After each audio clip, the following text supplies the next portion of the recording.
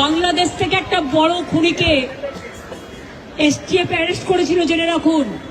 যা নিয়ে বাংলাদেশে অনেক রেভলিউশন হয়েছিল। অন্য দেশের কথা আমি বলছি না, আমার বলার অধিকার নেই, কিন্তু আমি যেটা বলছি পয়েন্টটা। তারপরে তারা মেঘালয় দিয়ে বাংলায় চলে আসে। বাংলায় যখন চলে আসে তখন আমাদের এসটিএফ তাকে ধরে, এটা তাদের ক্রেডিট।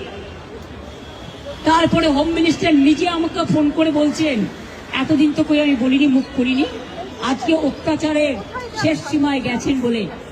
কারণ এটা জানে, আমি এখনো নামটা বলছি না ভদ্রতা করে, বাংলাদেশের লোক উত্তাল হয়ে যাবে। আমি সেটা চাই না, আমি দেশকে ভালোবাসি না, বলবো না দেশের স্বার্থে। কি বললেন? आप थोड़ा आपको बंगाल पुलिस को बोल दो ये बात बाहर में नहीं कहने के लिए, एक देश के लिए है।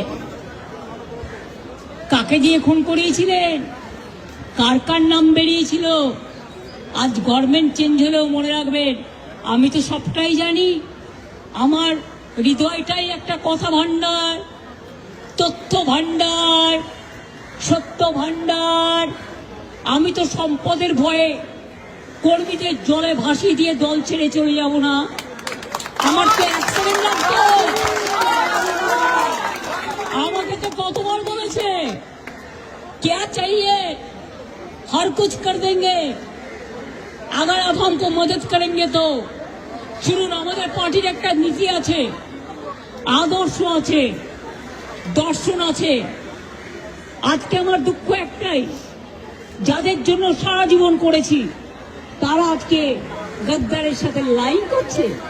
তোমার এলাকায় যখন বাড়ি ভাঙে 7,000 লোক, আমি নিজে ফোন করে তোমাদের যেতে বলি, তোমরা যাচ্ছ না।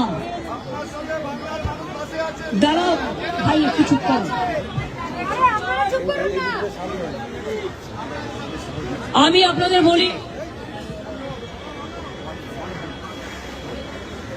আমি বলেছিলাম যখন মসজিদের মাইক কেড়ে নেওয়া হচ্ছিল